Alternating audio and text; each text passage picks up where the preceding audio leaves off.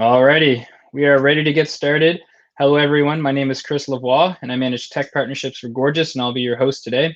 Thank you so much to everyone for tuning in today's event. On a Monday, no less. We have a rockstar panel assembled here today to share tips, tricks, and forecasts for how you can leverage omnichannel e-com tactics for your brand. But before we jump into the presentation, just a few housekeeping items. First of all, looks like we already have our first person chiming in here. That's great.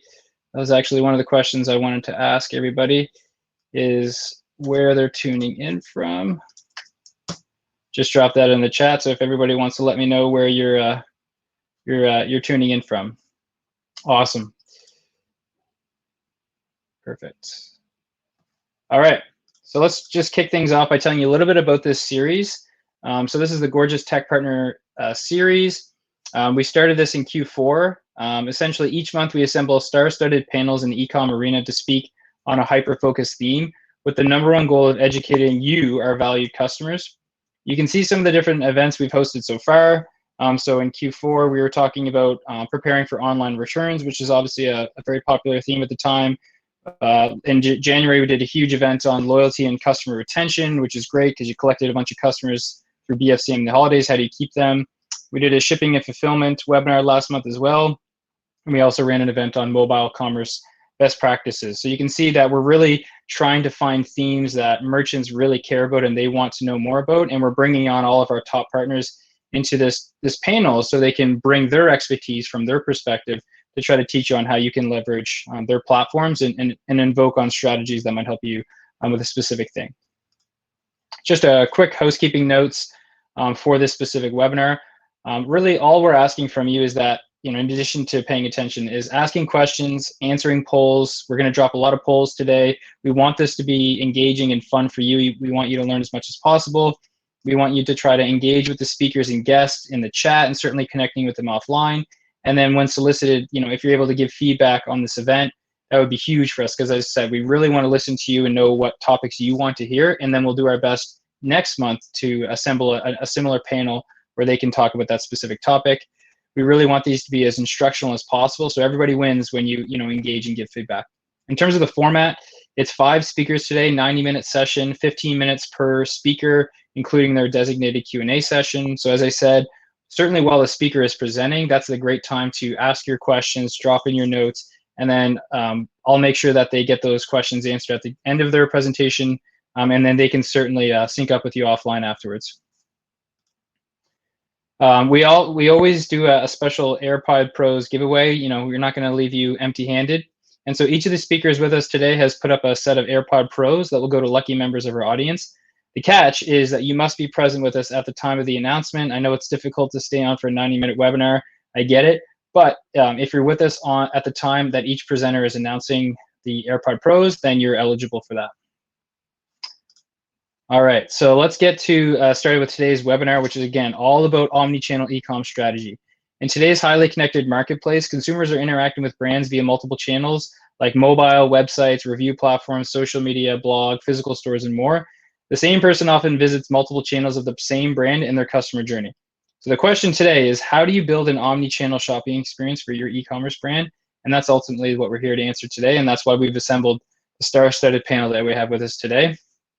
And with that, without further ado, let's get the show started. So I just want to set the stage before I hand it over to our first speaker. We just have a few different stats that we're able to pull together just to kind of paint a picture of how important omnichannel e-commerce tactics really are. And so we pulled some data from Harvard Business Review and a Shopify report from last year. You can see the numbers we're dealing with here. 73% of consumers use multiple channels during their shopping journey. You might be doing this without really knowing it. And so you'll see today just how subtle this might actually be.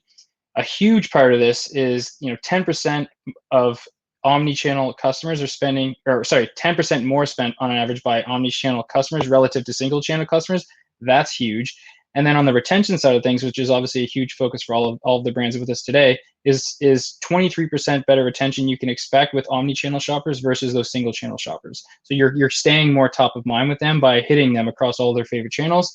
And then finally, a number that we're hoping to change today is 3/4 of all retailers reported that they are not making omnichannel tactics a priority for them. And so, hopefully we'll convince you today that this is a mistake. And not only will we show you that, but we'll also teach you some best practices for how you can start building your own omni-channel e-commerce strategy. And without further ado, I'm extremely excited to introduce my friend and partner at OmniSend, John Knott. John is the Senior Partner Manager of North America and EMEA. A fun fact about John is he spends 90% of his free time with his 2-year-old pup, Tucker, who I've seen on many Zoom calls with John, fortunately. Quick bio for John. He spent 7 years in the e-commerce space and most recently enrolls at ShipBob, OrderUp, and Groupon before joining OmniSend. John also holds a board position at Givenkind, an organization that matches usable, no longer sellable goods with nonprofit organizations in need. And so with that, I'm going to stop sharing my screen. And sorry, was I not sharing my screen that whole time? Wow. All right, well, I guess I wasn't sharing my screen that entire time, but hopefully you guys caught the gist of that. And with that, I'll leave the floor to you, John. Thanks so much. Hey, thanks. I appreciate the intro, Chris. Happy to be here. And just to quickly show those 4 stats that Chris mentioned again, I'll give you a couple seconds to digest these while I give you a little insight into who OmniSend is, then I'll dive in as we do have only a limited amount of time. For those that are not familiar, OmniSend is an e-commerce focused marketing automation platform for email, SMS, and more, working with about 65,000 brands in the space. So OmniSend has an enormous amount of data from emails from our clients, from SMS and push notifications from our clients.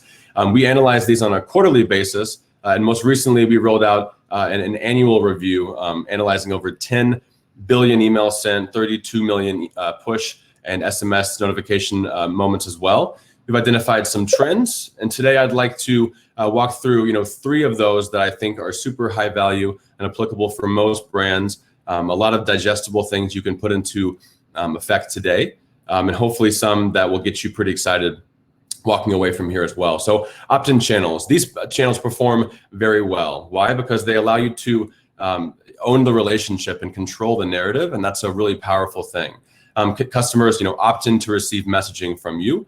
When you think about the new restrictions coming down from Apple and Facebook around data privacy, this is not a concern when it comes to any opt-in channel. So that's definitely exciting. With that comes behavior-based messaging or automations. You interact with these on a daily basis, whether you realize it or not. You're probably most familiar with, abandoned carts, perhaps browse abandonment, product abandonment, anything that is going to be triggered based on customer behavior. And last but not least is SMS. So the tides have really changed as customers become more and more comfortable with SMS. The cost continues to drop. And with that, adoption and conversions are going up pretty substantially as well. So beautiful. These are the 3 opt-in channels that I'm going to talk about. Not going to give away too much, but the stat here on the right, 36% of email revenue with only 1.1% of email sent. So we'll get there eventually, but just wanted to tease that a little bit. So opt-in channels, right? So if we look here, this is again across 10 billion emails from our clients. We're seeing that the email conversion rate for campaigns is at 6.5%. That's actually not too bad. If you're a brand and you're getting 6.5% conversion rates in your campaigns, you're probably pretty okay with that. But if we look at the other channels that are on the automation side of the world, so welcome messages, cart abandonment, post-purchase, these are all, again, behavior-based automations that are converting at a substantially higher rate, right? So you want to make sure that you have your ducks lined up and that you're able to convert folks using these automations. SMS marketing. So the tides have really changed. Again, customers are way more comfortable with this than they used to be. Obviously, it's not for every brand. It's something that you have to, again, start to have customers opt into, right? So there's certainly a lot of acquisition that needs to go on in order for this to be leveraged. But look at the percentage of SMS sent year over year. So almost 400% more SMS messages were sent last year than in 2019. That's pretty encouraging. And with that, we're also seeing a rise in conversion rates. You can see whenever the pandemic started in Q2 of last year, so did the conversion rate rise for SMS as a channel.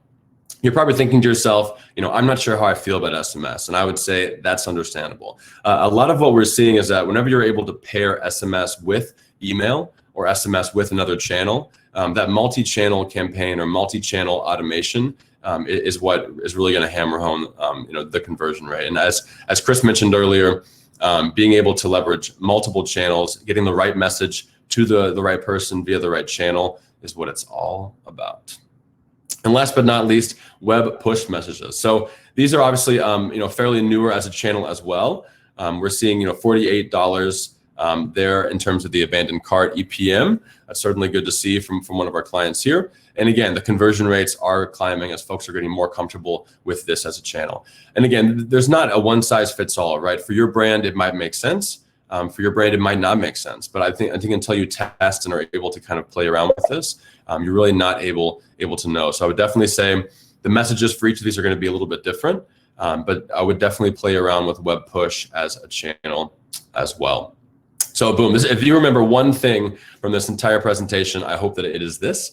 So automated emails in 2020, 1.9% of the total email sends, and yet driving 29% of email orders, right?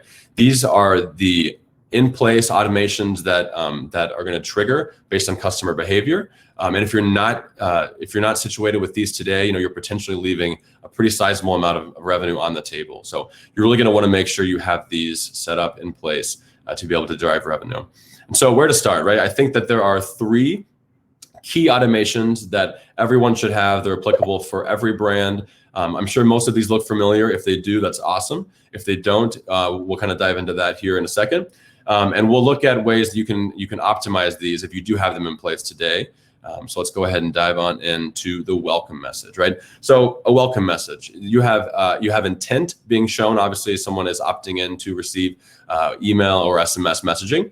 If you look here to the right, this is what I was talking about for multi-channel campaigns or multi-channel automation. So this is a welcome message that's going to go out, waiting an hour, we're sending them an email. If that customer does not convert, we're waiting 3 hours and we're sending them an SMS, right? We're getting them on a different channel in hopes that we can get them to convert. Maybe initially you don't have any sort of discount. Maybe at the 4-hour mark, you go ahead and send that discount to get them to convert. We're seeing that by leveraging welcome messages for multi-channel, or for having maybe a 3 email welcome message or a 3 touch welcome series. This is what is going to get folks to actually convert earlier rather than later as well. Cart abandonment. This is one that I'm sure 99.9% of brands have situated today. A really healthy conversion rate at 34%. Again, making up 11% of total email conversions. And again, a fairly high open rate there as well. And then moving on to how that looks in the platform as well. So if you think about ways that you can optimize your abandoned cart. So someone leaves a purse in their shopping cart. Let's say that you really aren't too comfortable with discounting off the bat for every single customer. And I would say good on you. That's great that you're looking to segment that. You're being able to actually split based on cart value. So this is saying if I have a purse that's $400, I'm okay with giving away 20% off, 15% off. But let's say that you have a smaller margin item and you're not comfortable with that, and they have maybe a $10 item in their cart. Giving away 20% on a $10 item is a little tough. So being able to split based on cart value is an excellent way to optimize your current abandoned cart flow as well. And just more stats on abandoned cart here. So abandoned cart push notifications earning an almost 5,000 lifts in RPM compared to email, which is really good to see as well. Being able to leverage push for abandoned cart. Again, this is just an excellent example of being able to get folks where they are, right? If I abandon something in my cart when I'm at my desktop, I'm walking to the gym, I'm walking to get a coffee, let's say, and I get a push notification or an SMS message. Maybe that's the moment where I have 10 minutes to actually convert. So be thinking like your customer, and odds are you'll be able to optimize those flows. And then lastly, conversion rates for abandoned cart workflows using SMS and push, earning 117% higher in revenue versus just email alone. So multi-channel campaigns, multi-channel automations winning the day. Last but not least, browse and product abandonment. These are the folks that are maybe window shopping, if you will. They have showed some intent, but not specific intent. So we're not sure what it was that they want to buy specifically, but we do know the product category that they want to purchase from. And so fairly similar results on both product and browse abandonment. But again, these are areas of opportunity for you. If you have folks that are browsing a certain category page, send them a certain category page. This is a great example of that on the right with Roan. they said you forgot to add these to your cart, right? It's not this one item, but it's this entire product catalog. These are items that are similar to products that you might be familiar with as well. So finding success, how do we tie this all together? This is an excellent brand of ours, Carrots. They are an equestrian apparel brand. It's a fun word to say, equestrian. And they have done quite a number on getting these automations set up, right? This is saying if you go on vacation for 3 months, I know in a future state when we can go on vacation for 3 months, if you had all of these automations set up, you could run on autopilot and hope to gain at least 30% of the revenue that you drove in the year prior, right? So we're talking about some of the standard ones: welcome series, cart abandonment, product abandonment, and then some others that are maybe kind of intermediate ones you'll do after the basics. So lapsed purchaser, any sort of seasonal bestsellers, workflow splits, that sort of thing as well. And with Carrots, they again are right in line with what we were seeing for all of our clients overall. 23% of email revenue being driven from just 4% of email sends. And you can see here to the right, still thinking about these tights, go back and shop now, right? Really easy call to action to get them back into the funnel and purchasing. So hope this was really helpful. I know that it was a quick 10 minutes. Here is my information here. And then we will do a special AirPod giveaway here in a second. Let's see, how do I do this? So I'm going to stop sharing. Beautiful. I've heard the chat go off about 800 times, so I will get to popping off here, John. Let's see. All right, let's see. So, lots of questions. Let's do the questions first. Does that work, Chris? Yeah, let's do that. Okay, Sounds great. cool. So, yeah, no shortage of questions, John. That was phenomenal. Not a surprise. One question we have here is from Alejandro. Can you discuss how we can settle abandoned cart automation when we don't have emails from our visitors? What are our best strategy to get emails from potential customers?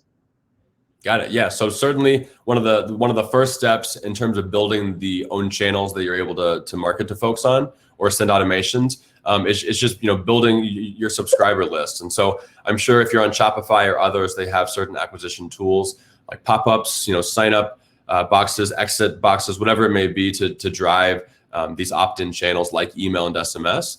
And you'd be surprised. I mean, there's a lot of tools out there that can help you with acquisition.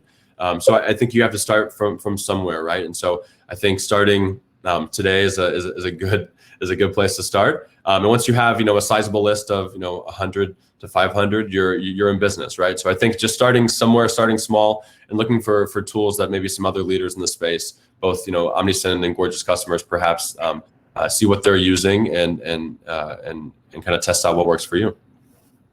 Perfect. Yeah, a few more questions here. We do have some time. Is there a best practice for sending abandoned cart email in terms of time-wise, like 1 hour, 24 hours? I imagine it's probably dependent on your specific brand, product offering, etc. This is a question from Jordan K.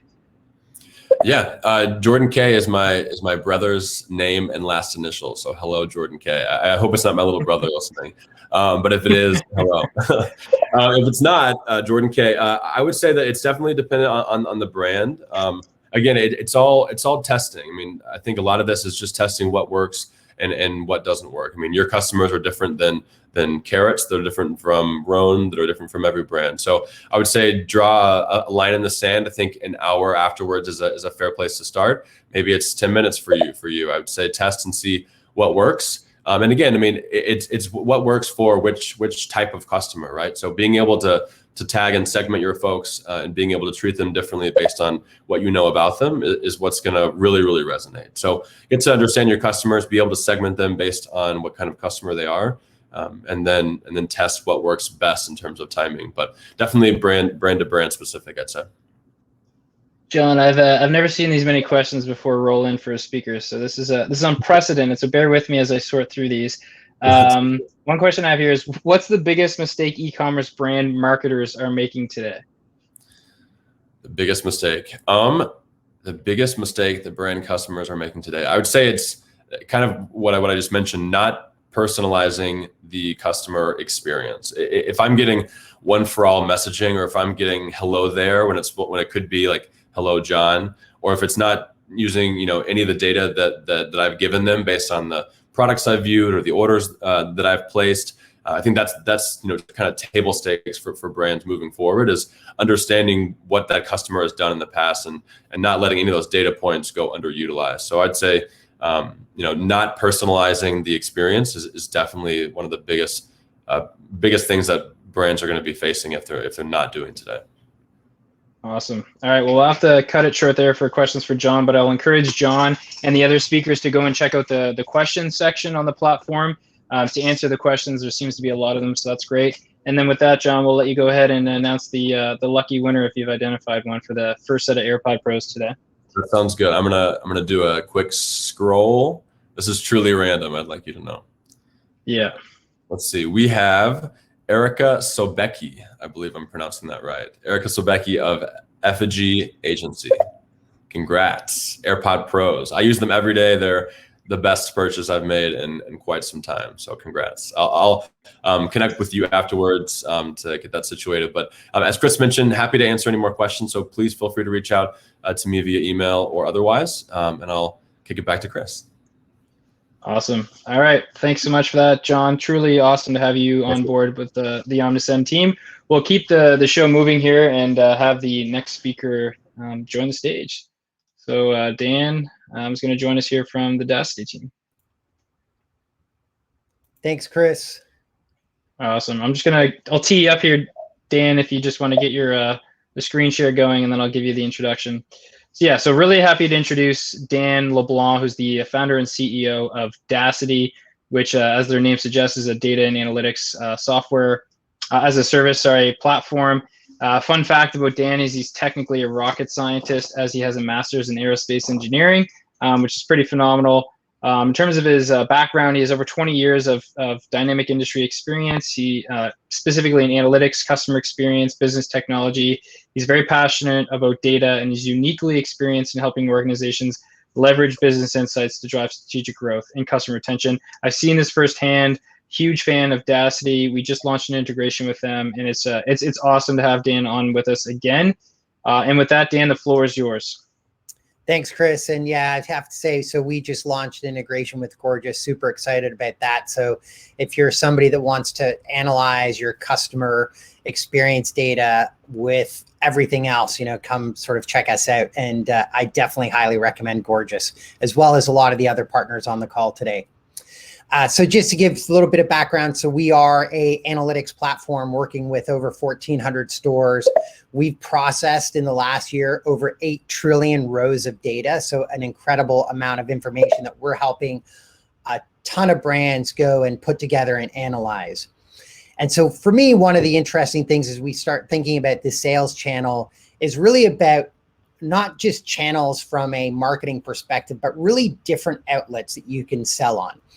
And so when I think about different areas, instead of not just having your website, but being able to get into other vendors and locations. So what Shopify, for those of you on Shopify, everything that Shopify has done recently about allowing you to connect to Amazon, allowing you to connect to Walmart, allowing you to connect to Facebook and Instagram stores. These are all channels that you need to take advantage of. And then you have tools. There are other platforms out there that are really helpful in terms of places like a Skubana that can help you connect to platforms like eBay. And so you want to leverage as many of these tools as you grow to grow your business, to get into these channels where it's very easy. You have more difficult ones like the Targets and the Walmarts from a wholesale perspective, or building your own store. But you want to leverage eBay, Shopify, Amazon. Get out there, because it just gives your product another more visibility in terms of selling it. And so one of the hardest parts becomes, well, how do you put all this data together? And that's where somebody like Dacity comes in, right? So you can go get your Shopify, and through Shopify, you can get those Amazon orders, you can get those Walmart orders, and then you may use these other platforms to get in your platforms like eBay. That, though, is going to create some challenges. And one of the hardest things about Amazon, if you go sell on Amazon, is they are never going to give you a SKU that matches your Shopify SKU.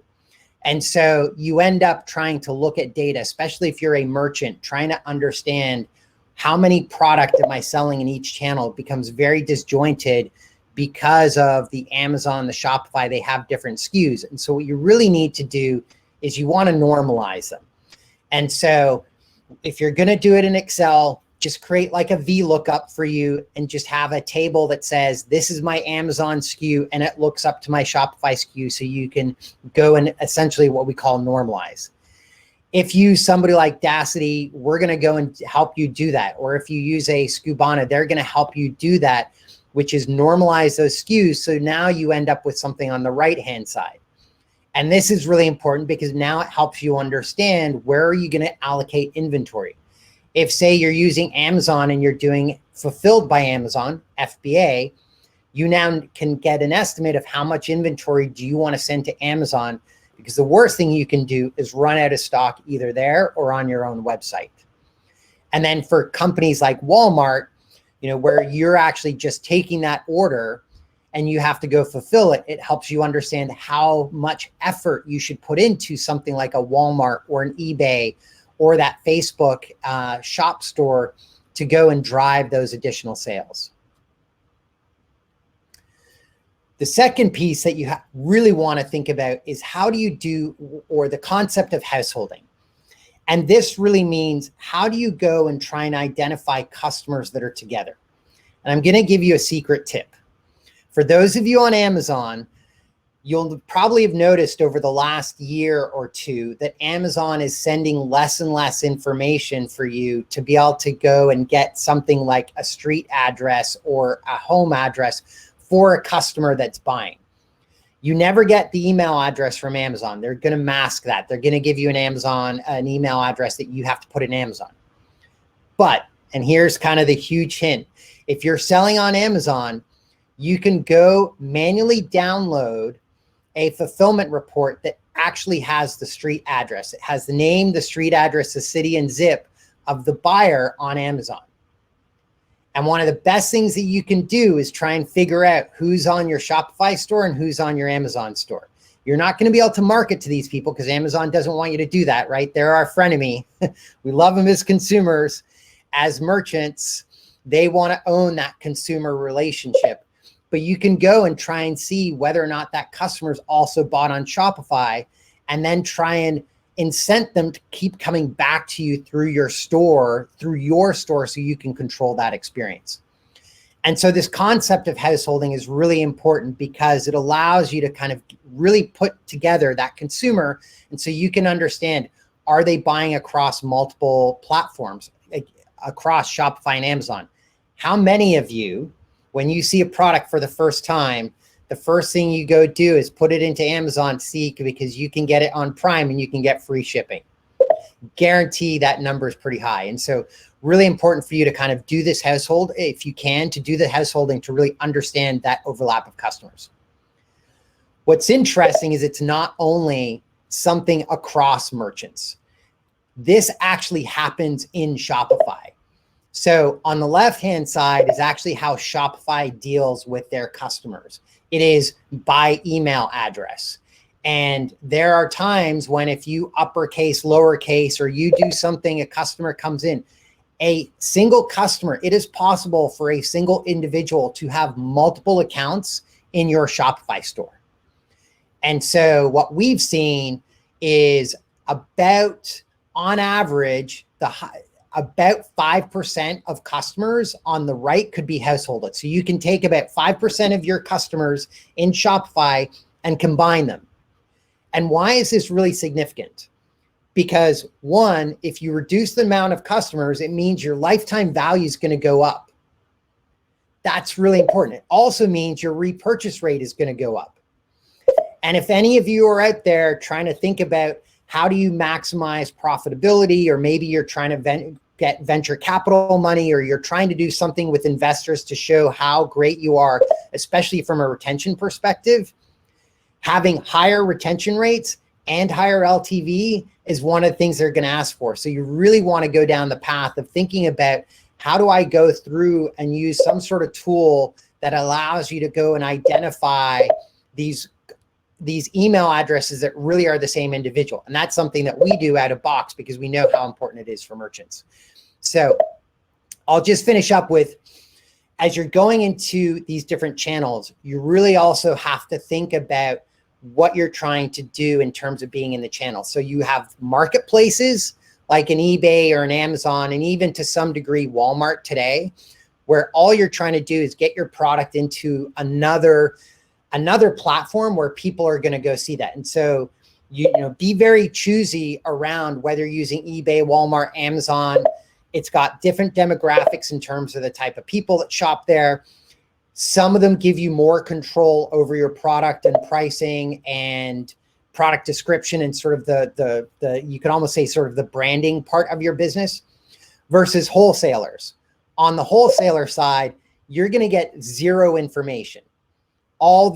If you're in Walmart on their shelves, which is different than being on walmart.com, or you're in Target, or maybe if you're a beauty brand, you're in Sephora or something like that, all you're going to get is a bulk order. And so you have zero visibility into that data of what your consumers are doing. And so that makes it much harder for you to understand that how is my marketing impacting my wholesale business to the end consumer. And so you have to take different approaches, whether you're going through the marketplace or whether you're going through the wholesale channel. So with that, I'm going to pause for a sec and happy to answer any questions before we announce our winner. Perfect. All right. Thanks so much, Dan. This webinar has been insanely active in terms of the engagement from the audience, which we're so grateful for.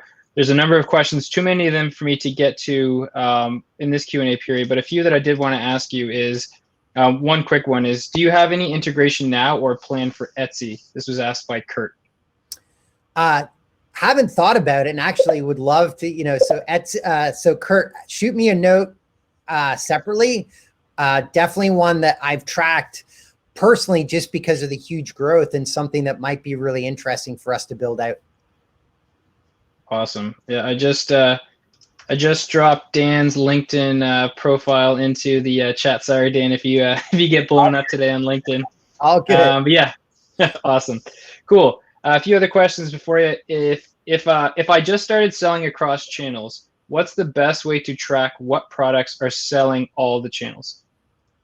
Or sorry, selling on the channels, yeah. So you have to go, as I said, right? Normalize those SKUs. So whether you go create a Google Sheet, you want to pull down your SKU data. So you don't care about individual orders. You want to see how your products are performing. And so just get the total sales by product.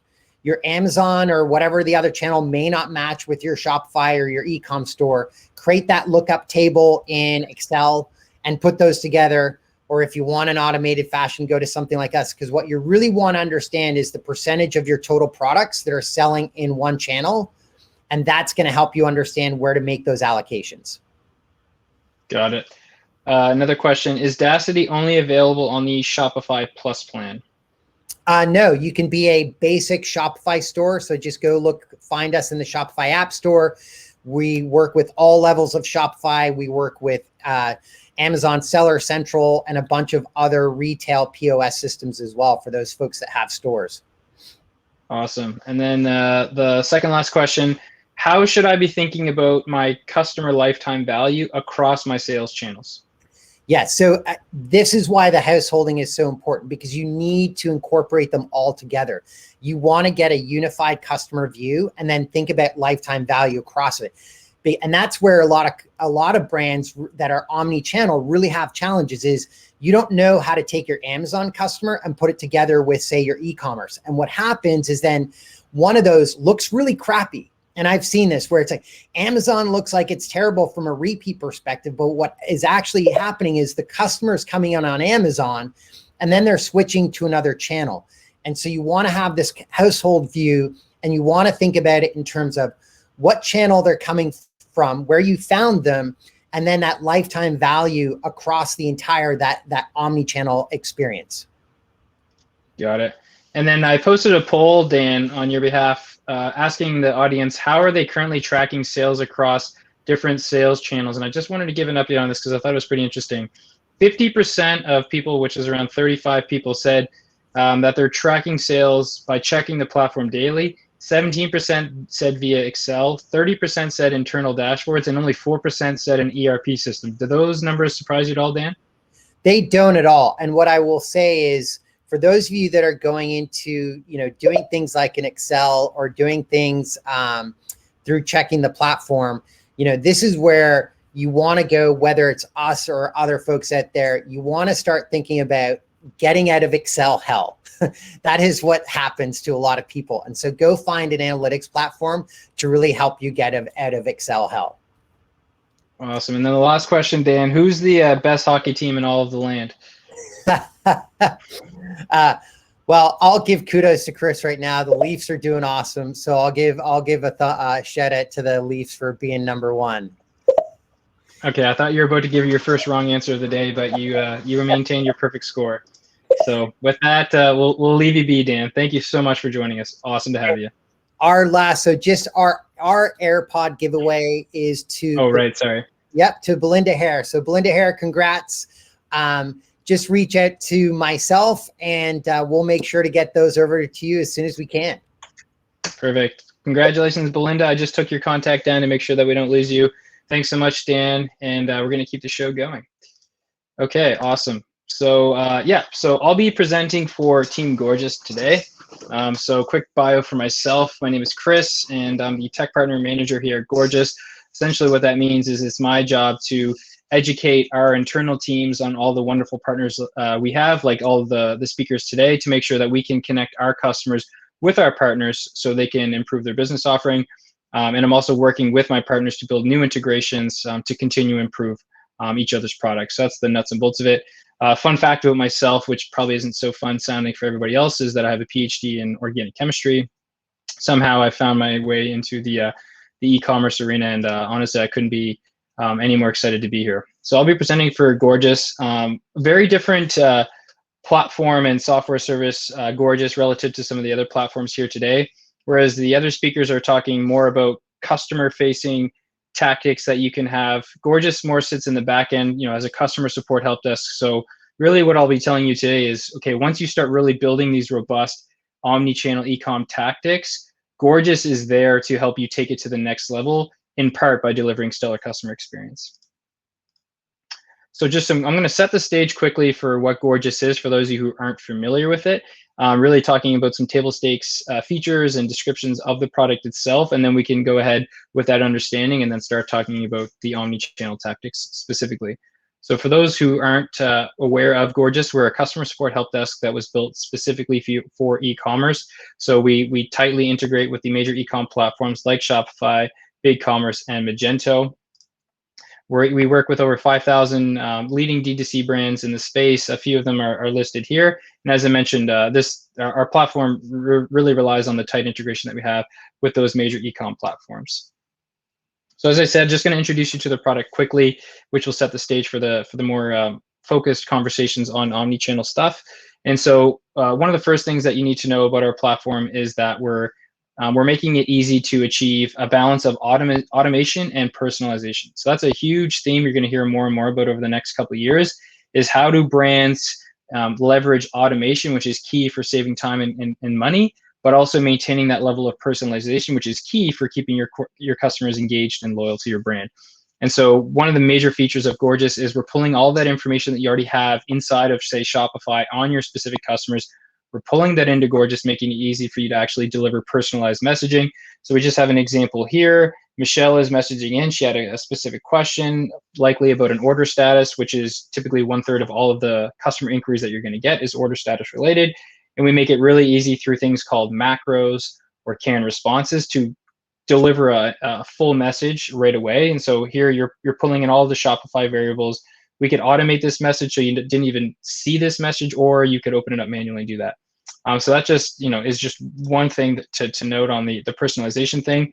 On the automation thing, our sophisticated machine learning is always listening and improving to understand what your customers are messaging in with. And so related to the omni-channel play, this applies to all the major channels that your customers are going to interact with your store for. So whether it's email, phone, SMS, your social channels, whether it's Twitter, Instagram, Facebook, etc., we're going to be listening. We're going to be seeing these messages that they're having related to your business, and we're going to understand what they're saying, and we'll be able to apply tags to these messages or tickets so you can leverage that data. So for instance, Tags could be applied for stock requests, shipping related issues. It could be a complaint, for instance. We're going to detect this across all the channels, which will make it easier for you to leverage that information by delivering them the information they need. If they're complaining, you'd be able to address that situation. You might be able to give them a discount code, for instance. So the machine learning to detect intent. So when a ticket comes in, it will be appropriately placed in the correct bucket, which we have available in the Gorgias dashboard. So you could have a VIP bucket, you could have an order-related bucket, a return and exchange-related bucket, and you could have designated support agents on your team that are managing those specific buckets of tickets. And so that's one of the ways that we can do this. And you can set up these buckets for all of your different channels as well to make it really easy to quickly and accurately address those customer inquiries as they come in. Automation is a huge part of what we do here at Gorgias. As I said, personalization is everything. You want to show your customers that you understand them. That's why we pull in so much information from, say, Shopify, display it for you, make it easy to show your customers that you understand their purchasing behavior, their likes and dislikes. But on the flip side, you still have a ton of tickets coming in. Some of our customers are dealing with upwards of 10 to 15,000 tickets a month, sometimes more than that. And so you need to be able to automate as much of that as you can. And so for some of our merchants, that number is around 30 to 40%, which is pretty phenomenal. And one of the ways that we do this is by using what we call rules, which are essentially a series of if logic statements that, if satisfied, will trigger some predefined action. And this is, we could spend an entire webinar talking about the sophistication of our macros and rules, but suffice it to say, you can apply this across channels, across all your different buckets that you might have coming up, and you can customize this. So it's amazing to see how our brands use these rules and macros differently, but this is a huge core feature of the Gorgias platform. All right, so that's, as I said, the table stakes features, just to really set the stage and give you some context on what Gorgias is. And now let's talk a little bit about this specific topic, which is the omni-channel play here. How can Gorgias help merchants unlock that omni-channel e-commerce play? So first and foremost, we really do consider ourselves an omni-channel customer support help desk. And I know that sounds kind of cheesy, but really what this means is there's really no channel that a customer is going to be interacting with you on that Gorgias can't connect you with. So as I said, whether it's email, phone, live chat, text messaging, Facebook, Instagram, we're pulling all of these channels into Gorgias, which is by far one of our most unique selling propositions, is that we can connect you with your customers across these channels to make sure that nothing is lost in translation. If they're emailing you, they're calling you, that's easy enough. But if they're commenting on one of your products on your Facebook page or your Instagram page, or they're DMing you, you're not going to miss any of this. We're going to pull in that conversation. We're going to standardize the view so it doesn't look different across the different channels. And we're going to display all of that information that we have through the e-commerce platform integration like Shopify. Again, so we're standardizing the whole process across all of the channels, which if you're going to take away one thing from today, it's that Gorgias enables you to connect with customers across all the channels, and it arms you with all the information and action items you need to be able to react to them accordingly. So I'll just show you a few examples of what this looks like in practice. So one of our most popular integrations that is leveraged by almost all of our merchants is, not surprisingly, Facebook Messenger. So this is a super powerful app. One of our customers, Wholesome Culture, has allowed us to show this type of display here. And so you can see them engaging with a customer. A customer would have been on their mobile app. They're on Facebook. They see that they're able to get a 10% off the next purchase if they click on this, and then they send them a message, which they do. And then that will connect inside of Gorgias, and then you'll be able to take it from there to leverage that. So our Facebook Messenger integration is super popular. Instagram as well. And so we have a great integration with Instagram. And so if someone is commenting on your official brand Instagram account, they're leaving some comments, you're able to see that. It will pull into Gorgias as a ticket. And you could even set it up automatically where when someone responds or leaves a favorable post on your Instagram page, you could reach out and say, hey, thanks so much for checking out our product or liking our post. Here's a 10% discount code, and you can just drop that in the chat. Now, one knock that we've definitely received in the past is we didn't have the Instagram DM integration. We did have the Facebook Messenger DM integration, but I'm happy to report that actually we're just on a company-wide update this morning, and the Instagram DM integration is coming very soon. It's going to be super powerful. All of our merchants have been demanding this, so we're really excited to announce that very soon this quarter you'll be able to connect just the same as I showed you with the Facebook Messenger integration. You'll be able to do that with Instagram DMs, which will be massive. just to tie the piece together about these rules that I showed you before with the social channels aspect. As I said, you can auto tag tickets that come in through your social channels, and honestly in any way you can imagine. So this is just one such example. So what I'm showing you here is as a rule that was created by one of our customers so that they can auto tag social media tickets. You could do this for positive tickets, which this one is, or you could do it for negative tickets.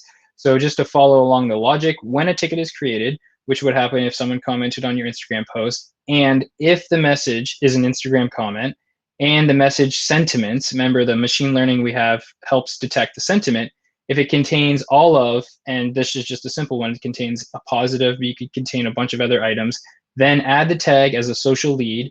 You could have a dedicated social media manager or a social media agent on your team. They're solely responsible or partly responsible for answering those questions because those have a great opportunity for upselling and creating sales opportunities that you might have otherwise lost if you weren't having someone very much active on the social media campaigns.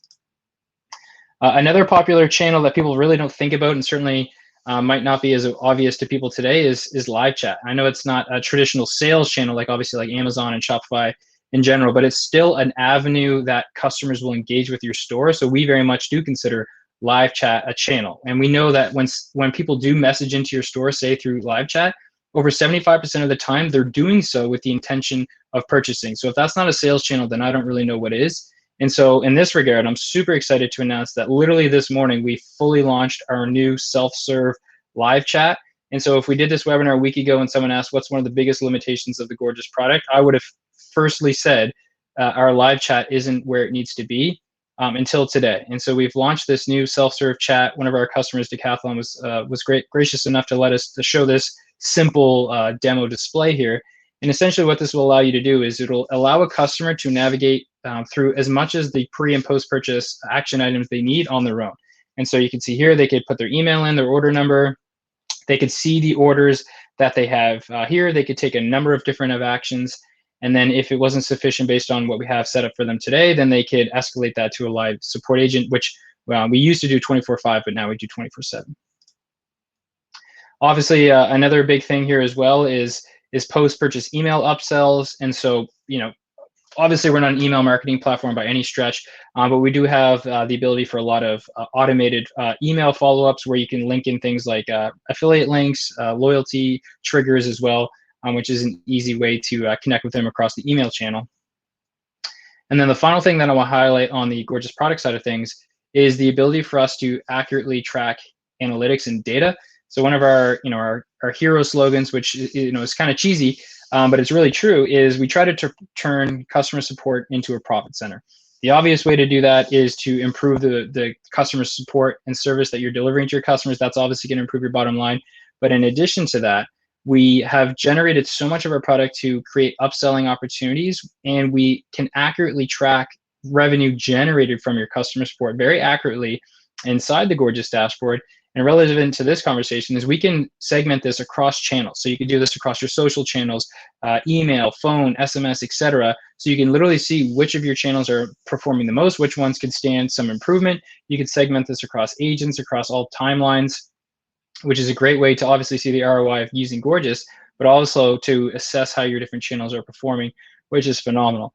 Again, our sales dashboard, as great as it is, it definitely doesn't bring in as much as you would like. And that's why we are so excited at Gorgias to announce our integration with Dacity, which Dan had mentioned before. Dacity it makes this look like, Cub Scouts essentially. So they take this and put it on steroids.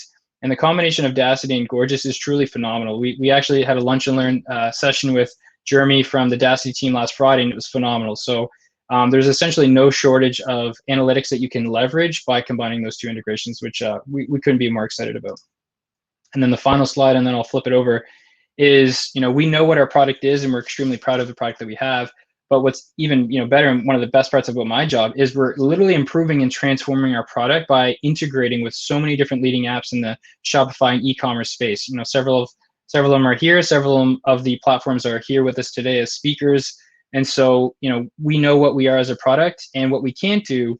We're very fortunate to have such a suite of phenomenal partners whose product, when integrated with our product, transforms it into something even more powerful, which is which is awesome. And then one thing I'll mention here is channel reply, which if you integrate with that with Gorgias, then all of a sudden you're able to go beyond just the 3 major e-com platforms, but you can also pull in tickets and conversations from people selling on, say, Amazon, eBay, and Walmart. So, just to complete the picture here. But yeah, that is it for me. Obviously, I'm the MC, so it's hard for me to take too many questions. I will stop sharing my screen and just go to the questions section to see if there's any questions. So from Dew, it says, he said, can Gorgias and Dacity integrate with WooCommerce? So unfortunately, Gorgias does not currently integrate with WooCommerce. We've received a number of requests. And the last time I checked, it seems like that would be an end of year type initiative. So Jeff asked, Chris, okay, so you said that live chat was the weakest link before. So now what is the biggest limitation to the platform currently? And I would say the ability to track the sales on its own. So in the absence of that Dacity integration, which again is super powerful, we can do a better job, and we are planning on doing a better job of making it easier not only to track the sales generated through customer support, which I think a lot of merchants don't necessarily think about. They think, oh, customer support, I just need it because I don't want to piss off my customers. But what our merchants realize when using our platform is like, oh, wow, I can not only deliver great customer support quite easily, but I can also generate a ton of sales by using something like Gorgias. So, better reporting and also creating more upsell opportunities, I think, is the biggest area for improvement for Gorgias this year.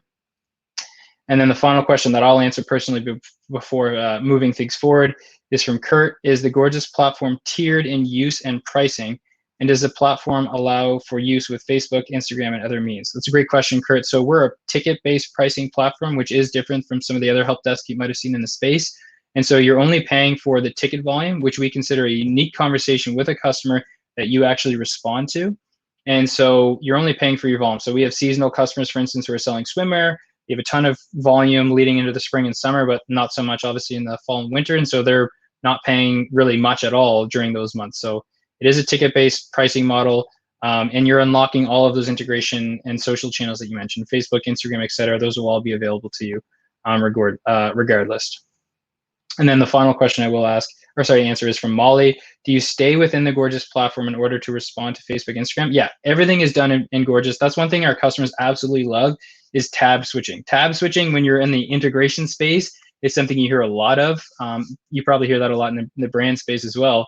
And so you're able to do basically everything you need to do inside Gorgias. So yeah, that's that. And then to finish up here, I'm just going to scroll through here and randomly select someone. I'm actually just going to close my eyes here so everybody believes me. So we have Dan Anderson from thesil.com. Dan, you're our lucky winner today.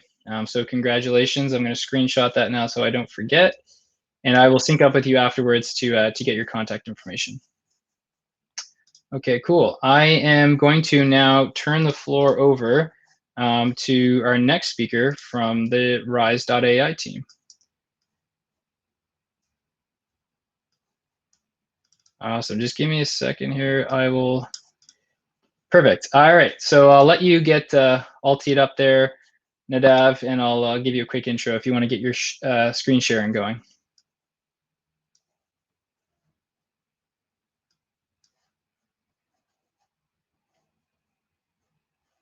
Perfect. All right.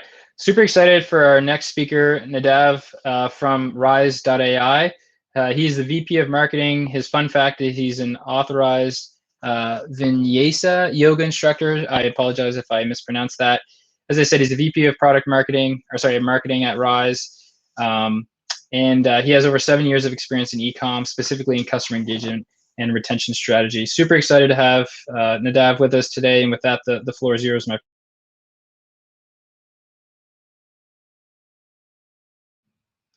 Don't think we can hear you, sorry. I think your microphone's muted.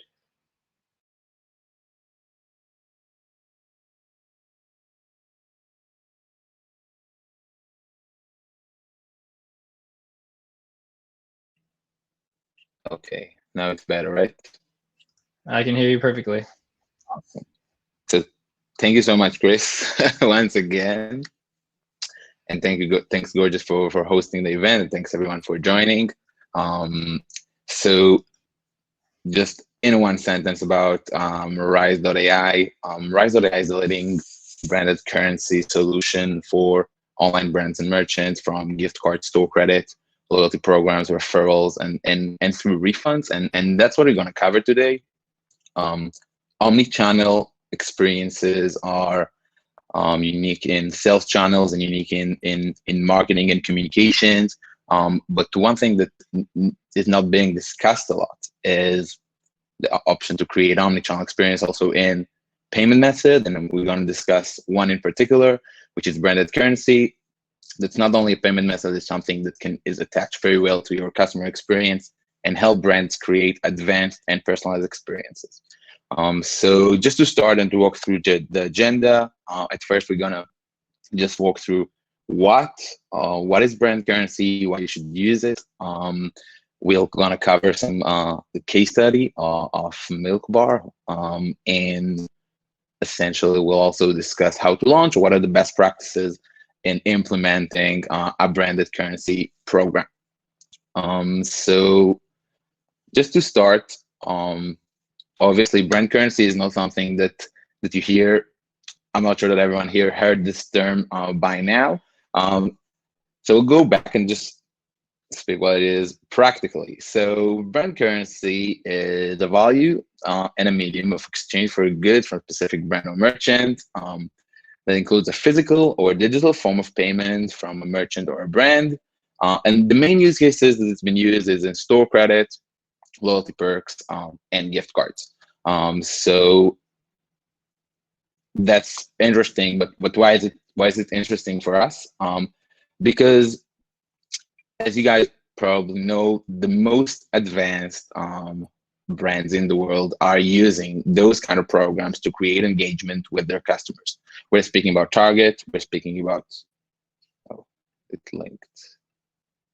We're speaking about Starbucks, and practically many more have turned their brand currency to one of their most beneficial revenue producers. And that comes to the understanding that the best place for a brand to be is at your customer wallet or as close as you can be to it. And it's paying off for those brands. So based on a study that Blackhawk Network did, which is one of the largest branded currency companies and softwares in the world, customers would actually, as a perk or as an incentive, would rather have a gift card or store credit as their promo in a much bigger frequency than any other, such as coupon, discounts, or any other perks. There are many reasons to this that we will discuss along the call. The first thing is that, but the first thing, what comes up to mind first is that it's super straightforward. Customer understand credit, customer understand dollar value, and its equivalent across stores and across sales channels. And the timing is now. This is based on what we see from our over 5,000 merchants. There's no better time to launch this kind of program and work better with your customers than it is now. Just to walk you through a use case that might make it more accessible and understandable. We gathered recently a case study with Milk Bar. Milk Bar leveraged OmniChannel rewards program that was operating across their physical location and online channels to increase, with a goal of increasing online engagement and average order value. So what was the story? For a portion of a month, they have incentivized purchases online, only online, with $10 in credit for every order that's above $75. And this reward could have been used across all their sales channels. It sounds rather simple, but this simple workflow has been able to generate a lot of really important metrics and success. For example, the first one obviously is 9% increase in average order value. So only like the psychological effect of having and providing store credit reward prior to the order, giving them an option to increase their average order value by 9%. Obviously, the second thing was when you're selling OmniChannel and you only give rewards for one of the channels, which this one is the online store, you are targeting and making the traffic go there. So that obviously was one of the goals, to increase online sales on top of other channel sales. And in terms of using the credit and getting customers to actually engage on it, we've seen over 7.6 upsell on all the credits that's been issued. So if it's whatever, $100, $760 were generated from this promotion. So another thing that, just to touch a bit more about the omnichannel experiences that brand currency really has to offer. So first of all, as I said, in opposed to points or discounts, all of things that are really hard to control across channels, currency is super simple, because currency to the customer perspective is equivalent across all of them. It's straightforward and it's easy to understand. So communicating it as something that can work across channels is much easier than any other promotion. And also, utilizing brand currency properly can give you the option to shift customers or direct customers to the sales channels that you prefer and that are more profitable for you. So if you're adding to your packaging or adding to any part of the customer experience that you are creating across channels, an option and an easy reflection of the benefits of being a part of your brand currency program, that's something that's really substantial and can encourage the customer behavior that you're trying to create. So that's just to tell a bit about how to launch and what are the more common use cases in which brands are doing and creating their branded currency program.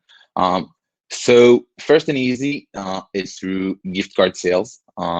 Gift card is a form of brand currency when they're sold in store. And really the best practice here is by creating an option to create some personal experience around gift card. So from sending out gift cards directly to recipients, from the option to schedule them, from the options to send active reminders to get customers with, if you have tons of liability, to actually get customers to redeem those gift cards essentially. All those things are super important and essential to create a successful gift card product and gift card experience. Brands that does it properly generate 2-3% from their overall merchandise to be gift cards. So that really makes it practically one of the most, if not the most popular product as a product in the future, and not in the future, in the world, because it really is something that almost every store has to offer today. The second thing is launching a rewards program to enhance customer behavior and encourages the behaviors that you want to build and create. And the example that I want to show here is Vici Dolls. They had actually two challenges building their rewards program. One of them was to increase average order value, and the second one was to increase certain customer behavior by encouraging customers to buy on weekends. So what they did is they are every Saturday and every Sunday, to everyone who's interested, are offering, based on the level of spending that you as a customer is spending, higher gift card, and it's only limited for 2 days a week. So that really helps in increasing AOV on the one end, because the more you spend, you get access to higher reward, and on the other end, really shifts buyers towards days that were weak in sales before starting to run this promotion. So that's something that really, so as I said, you can use the rewards program to build the customer behavior that you want to create. And the last thing, and again, another very frequent use case of using store credit and brand currency is the option to use it for refunds, returns, and compensations. Refunds with store credit is obviously a solution that does not fit all the different use cases. If the customer that buys it the first time and is super mad, I wouldn't give him a store credit refund. But when we're speaking about keeping customers in the loop, lowering operational costs, and also really adding something personal or some more thought into your refunds and returns operations, I think that store credit is something that really has to be considered, because store credit is much cheaper for you to use than refund to the payment method, and a lot of customers would really accept it. Like, we are giving it with our integration with Loop as something that customers can choose, and customers choose it and a lot, because they practically love the brand and want to shop again. They just didn't get the product they want. So that's another thing that, again, helps to save money, but more important than that, helps to create engagement with customers that are not necessarily had the best experience. That's it. Those are the main things. I hope everyone enjoyed. You can contact us at rise.ai/request a demo, or contact me directly at Nadav@rise.ai. And we'll do the giveaway at the end. Yeah, awesome. All right, well, thanks so much for that great presentation. One quick note from Andrew. He said that Rise has been crucial in solving a bunch of limitations that they've had in Shopify. One of the biggest is that it allows customers to use their gift card code as a form of payment on top of a discount code, because normally Shopify only limits to a single discount. So it's been super helpful. So that wasn't a question; it was more just a highlight there of one of the comments. Few questions for you before we let you off the hook. What do you? This is a good one from Jenna Smart. What do you think customers want more? A gift card promotion for X dollar amount, or a free shipping code? I think that it definitely depends on the use case, but I think for you as a brand, the option to offer a gift card for a next order creates something that you would like to encourage. Like, you want to ensure, or at least maximize, the probability for future engagement with this customer, and a gift card for a future purchase does it in a much better way than free shipping is. Got it. And I know you might have hinted at this, but I know some people have this question. What is the difference between store credit and gift cards? So that's a great question that we get asked a lot. So it's practically legally more than anything, and gift card is something that a customer or someone paid for. So practically the stores own this money. It's a liability. It's not really count to be a revenue. And store credit is something that you issue, let's say, out of your goodwill for any kind of purpose. So that's something that you can manage, you can control when you want to do expiration date for it, when you issue it, and it's not practically a liability. It's more of a promotional thing. Got it. And then the last question that will let you off the hook is, a question we have here is, how can I get started and use my own branded currency? First, so as I said, I think the 3 use cases that we walked through are the best, but probably for a lot of merchants, the easiest one would be just to start selling gift cards. And once you understand it, and once you get traction for it, start building the other assets. It's great. I would, in terms of ROI and the option to create scale and create like a lot of revenues using using your brand currency, I think the most beneficial thing is launching a robust loyalty program that really takes into account all the important things when discussing customers' loyalty. Yeah, absolutely. And then the final question, sorry, just sneak one more in here, from Audrey Bold. She's asking, do you pay per solution, i.e. loyalty versus rewards versus gift cards, or are they all accessible in one price plan? So for us, because as we view this thing, and as we also created a product, everything is like store credit transaction, gift cards, refund, everything is for the customer. It's transparent. This is like there's a digital wallet that everything gets accumulated to, and because of that part, all the solution based on how we view it is related. So there's no pricing per solution, but run pricing that fits all the different part of the product. Got it. Perfect. All right. Well, with that, we'll let you off. Thank you so much for joining us and representing the Rise.ai team so well. And thanks so much, Nadav. And yeah, thanks so much and take care. Thank you, Chris. Just one thing, just giving up right. Our AirPods. Yeah. For sure. My winner is Dennis Goya. which is from Tidal Marketing. So yeah, Dennis, I'll contact you in private. Perfect. Congratulations, Dennis. Awesome. All right. Well, we'll keep the show going. We're perfectly on time, which is always a surprise to me. So last but certainly not least, we have Tim Mcdonald, who will be joining us on stage in a moment. Tim, I'll let you get connected with your screen share, and I'll give you your intro here. Cool. Thanks, Chris. Appreciate you having me on.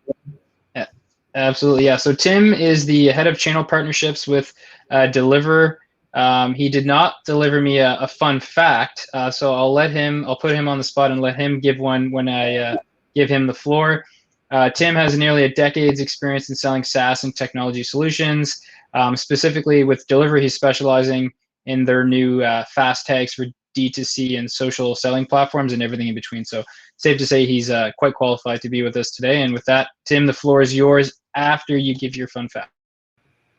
Cool. Sorry about that. Thought I'd provide the fun fact. So this one's actually going to be easy. I've been using it quite a bit lately. If anyone has seen my profile photo there, and then you see me now, I haven't gotten a haircut in over a year. So this is about a year's worth of growth. Hope you guys like it. Fun fact. Cool. Well, thank you. It's something been great to, all right, that qualifies. So it's been great to learn from all the different tools and solutions that are out there. I definitely think that there are going to be a few things I talk about today that align very well, or even almost sort of, thanks, Philippa, a few things that are going to kind of mirror some of the other solutions and some of the opportunities, particularly in OmniChannel, that the other organizations have talked about. So what we're going to cover today is, first off, and there's my photo, a few things that just fast fulfillment. What does fast fulfillment do for any brand? What are some of the lifts or expansion in sales that you should expect? I'm going to have some data that I can concretely show you guys and say, hey, if you turn on our fast tags, if you use it on these different channels, this is the lift you're going to see. Beyond that, I'm going to jump into one of my favorite brands that is a Deliver merchant, Huggaroo. If you guys are looking for a weighted blanket, you should definitely check them out. We'll take a look at some of the results they've seen from utilizing our fast tags. And then the last step is I'm just going to go over how to set up. It's a very straightforward process. Have like one slide, and you guys can get up and running on Deliver in about 5 to 10 days. So really high level, like I'm going to take one step back. What is Deliver and what is it that we do? We're a direct-to-consumer fulfillment provider. Straight up, we do direct-to-consumer fulfillment, and we specialize in doing it in a fast and free way. So think about Prime-like delivery or 2 days or less. The reason why we do it is essentially because of what Amazon showed us and taught us in e-commerce, is that you should invest in and offer faster delivery. You should pay more for it because of what it does for your acquisition. Specifically, it can cut your acquisition or your CPA in half. And you can do that just by simply offering and promoting fast delivery.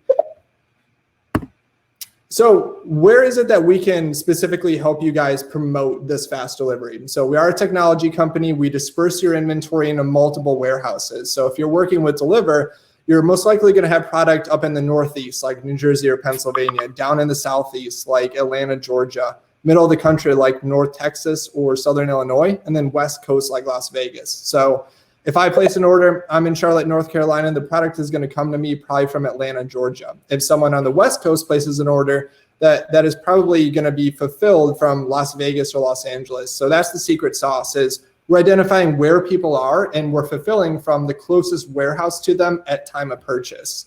So depending on the consumer's IP address, depending on their zip code that we've identified from that, we can actually segment, and we can also have a badge that dynamically displays speed of shipping.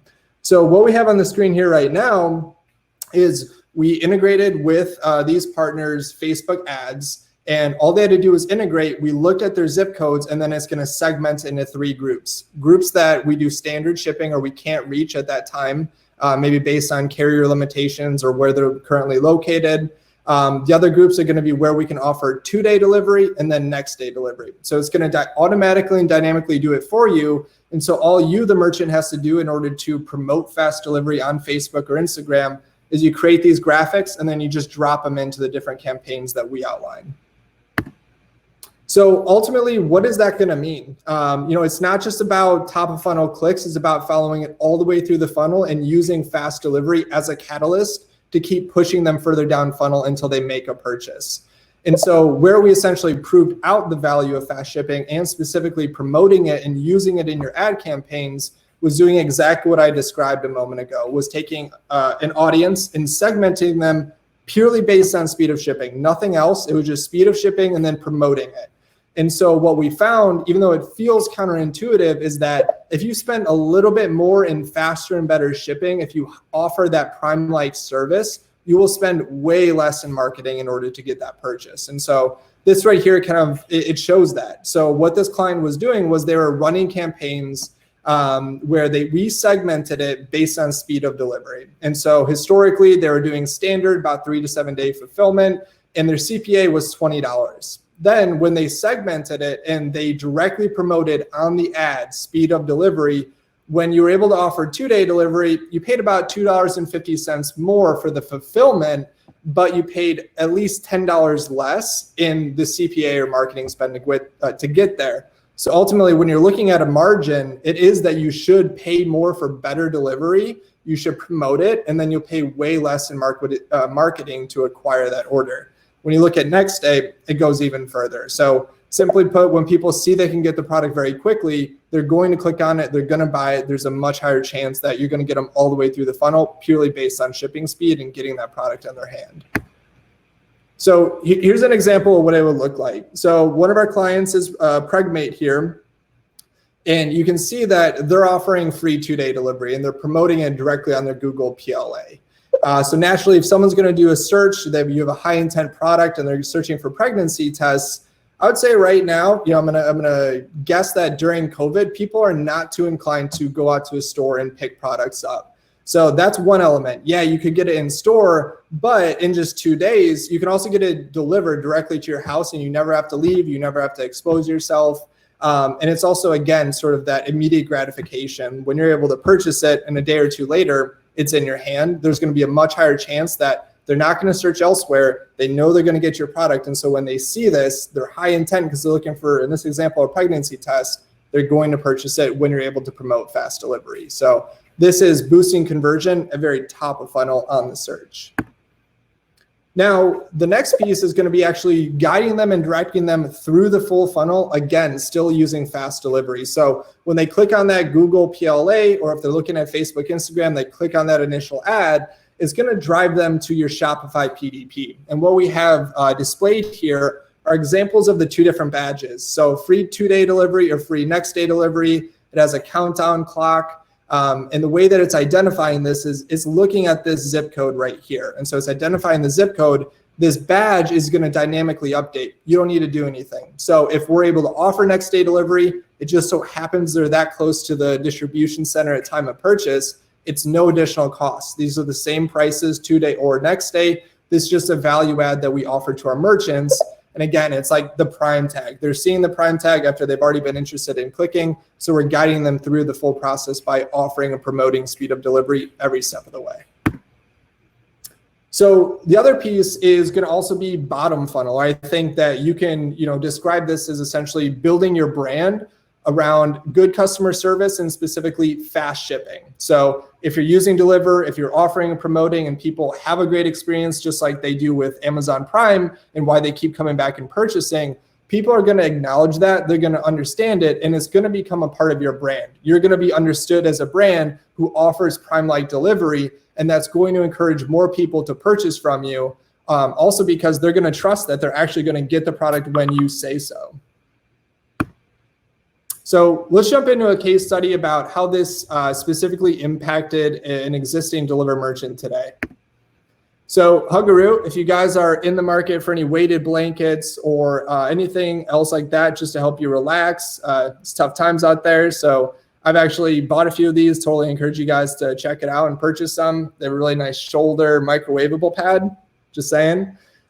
Anyhow, what they did is they moved their full catalog right off the bat over to Deliver, and they did 3 channels. They did eBay, Walmart, and Shopify, and they turned fast tags on every single one of them. So That's to say that this is a merchant who's using one distributed stock. They're not using multiple stocks across different fulfillment providers. They have all of it with Deliver, and they're using us to sell with Prime-like delivery across all their channels. So by moving the catalog over and offering fast delivery, they saw a 300% increase in sales.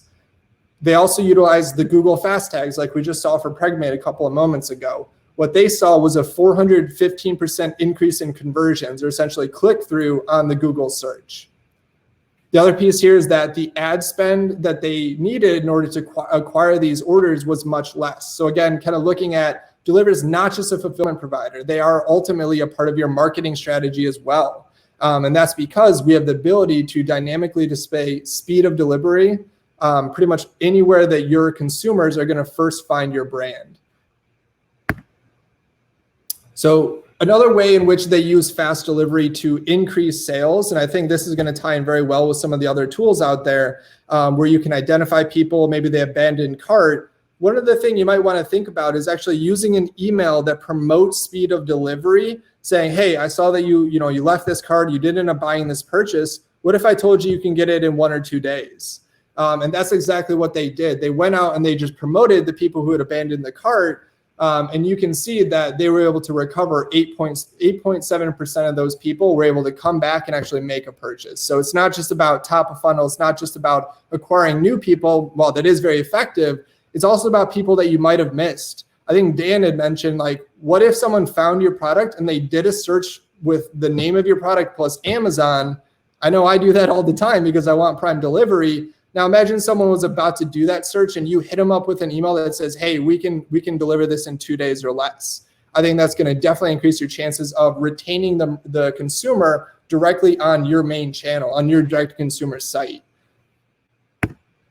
So ultimately, if I was to sort of summarize Deliver and our value proposition in one slide, it's this right here. We do direct to consumer fulfillment. That's our service. But specifically, our value add, or the proposition that makes us unique within this space, is offering and promoting speed of delivery nationwide. When you can offer and promote speed of delivery in 2 days or less, you're going to see an increase in sales and you're going to have better margins. So a few examples are through the advertising like Facebook and Instagram. It is going to reduce your CPA by less than 50%. Put another way, imagine you're spending $100 today and you get 10 orders for that $100. Now, use Deliver's Fast Tags, continue to do what you were doing. Just spend $100 a day. You will get 20 orders now from the same spend. Looking over at Walmart, imagine you're a Walmart seller and you just have regular shipping. Now, just turn a 2-day badge on. Use Deliver, turn a 2-day badge on. You will see a 47% increase in sales. And it really just comes down to offering that Prime-like delivery. It works everywhere, not just on Amazon, but when you're able to offer that speed of delivery, it is going to increase your sales and improve your margins at the same time.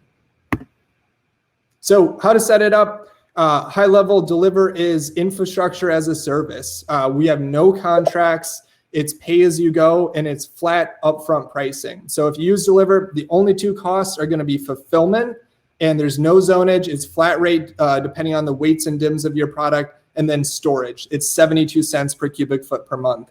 If you all want to check out what the prices or the fulfillment costs would be on your items, grab an ASIN off Amazon, go to Deliver. There's 2 R's, deliver.com. Click cost calculator and just drop in the ASIN. We'll pull the weights and dims and we'll display exactly what the price would be regardless of where you're shipping it. It's just based on the channel and the speed of delivery. This is the cost you're going to pay.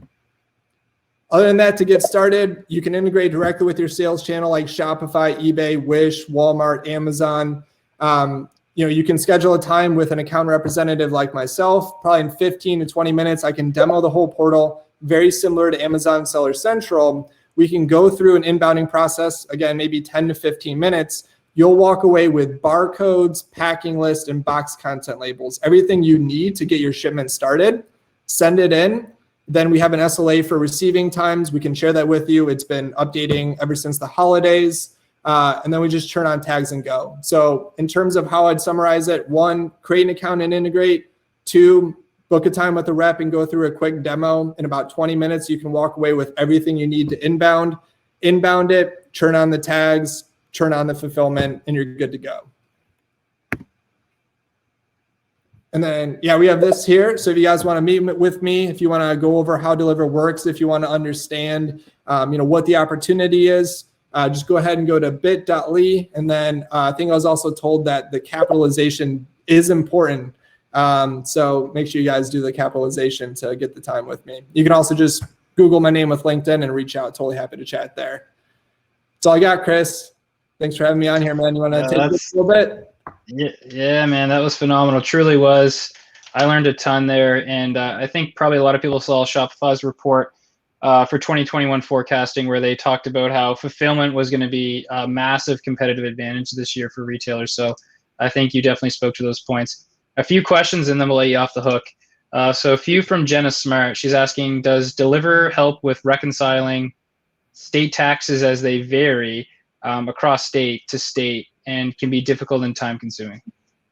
It's a great question, and it's definitely one that has been coming up quite a bit. I would say a few things here. One, how are you guys handling with Amazon today? It will be a pretty similar process. So if you develop tax nexus with Amazon, that'll definitely help. Two, I do have a couple of other partners who are essentially like e-com accountants. So grab some time with me. We can chat about it. If you want to, be connected, they can definitely kind of help you. They work with several Deliver merchants today. And then the third piece is I have several resources. So at the very least, if you don't want to talk to anyone that's like a specialist, I can sit down and go over it with you. I do have resources. I can help you understand where your products are in the Deliver network, and we can strategize around it from there. So the short answer is, can't solve the whole thing for you. I'm not an accountant, but I can either point you to an accountant, or I can provide you with resources that go over tax nexus and how it applied to Deliver. Perfect. And a few more questions, 2 rapid fires, and then one more of a thoughtful question. Does Deliver work in the UK? It does not. Right now, we are purely focused on fast and free delivery in the US. That said, if you ask me this question in about a month or 2 months, I think I would say maybe still no to the UK, but yes to other international like Canada and Mexico.